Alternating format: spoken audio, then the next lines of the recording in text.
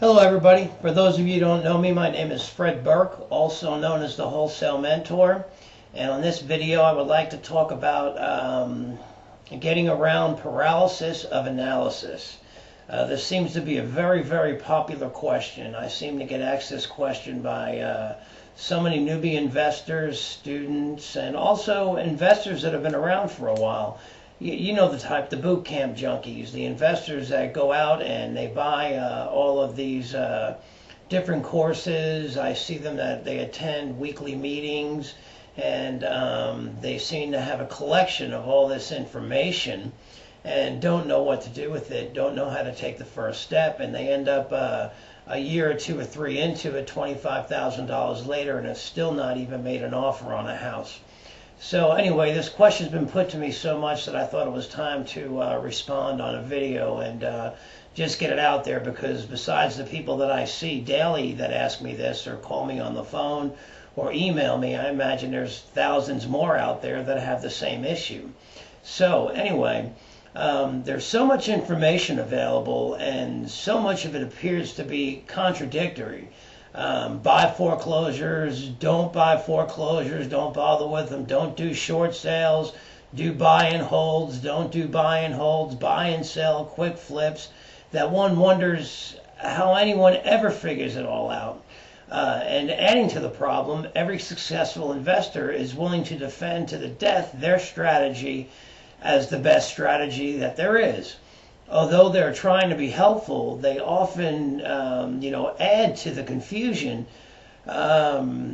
experienced by newbies trying to make some sense of it all.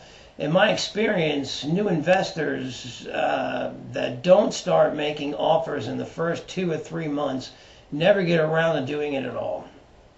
The fear of doing deals only fades with the actual doing of deals. No amount of book jargon, all the learning, all the courses you can gather, none of that stuff will ever give you the confidence that you want or you need.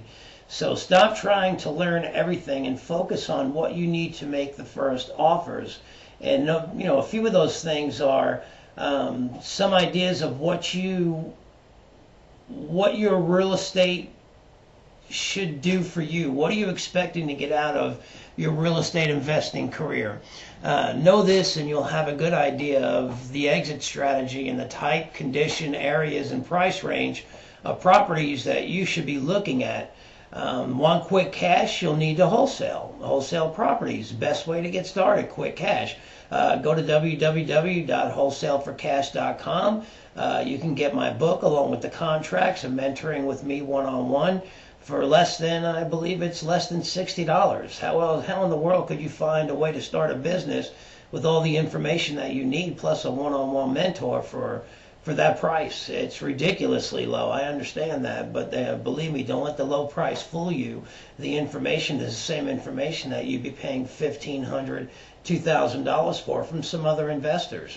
So don't let the low price fool you. Looking at anything other than one-family junkers is a waste of time if you're going to be wholesaling. Eliminate other properties and from your thinking and move on.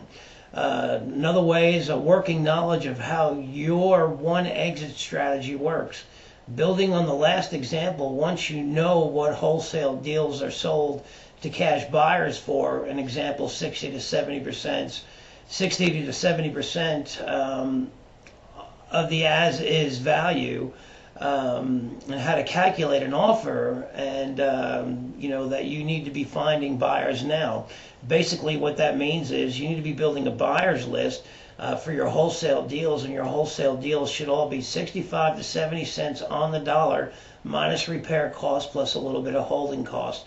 So if I was to make an offer on a wholesale deal and it was $110,000 and needed $10,000 in repairs, then my offer would probably start at around 55 cents on the dollar or $55,000, finishing off at probably around 65, maybe 70 cents on the dollar, and then I would flip it off to somebody for a quick $5,000, give or take.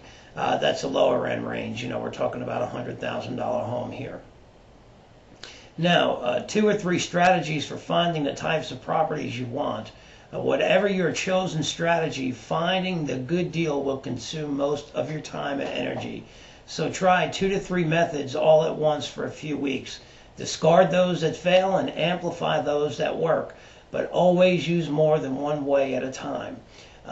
The ability to evaluate the properties you're viewing. In the case of junkers, you'll need to know how to find the after repaired value and the cost of repairs. And don't worry about figuring out what the property will rent for. It's not important to your plan. Conversely, if your plan is to buy and hold multis, you need to learn how to calculate the return on your investment.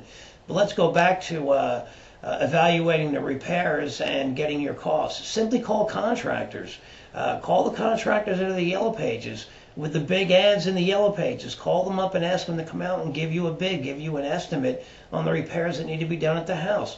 You don't need to be a pro to get started. All you have to do is get started and take action. So if you find a house that you can get with a motivated seller that needs repairs, has equity, and has a motivated seller, we like to call it REM, repairs, equity, and motivation.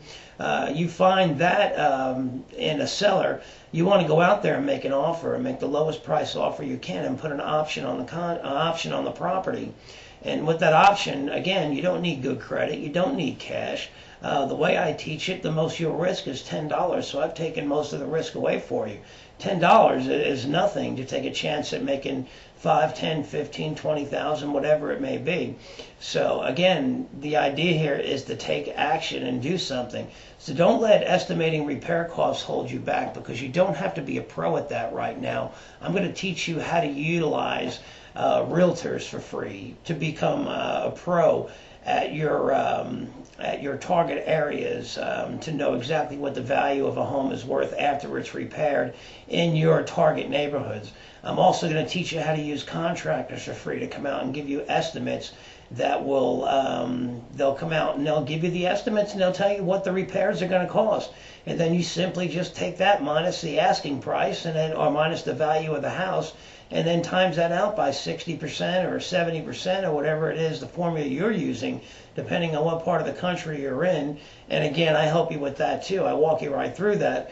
We can decide what the best offer is for you to make. So you don't have to worry about all that stuff to keep you from getting started. You know, a team and a contract that will keep you out of trouble is very important.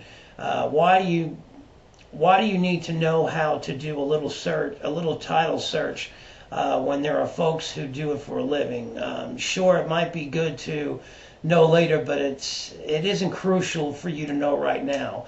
And if you have a well-written purchase contract that allows you to get out of a bad deal before it closes, and an experienced mentor that'll help you through your first few deals, how can you lose?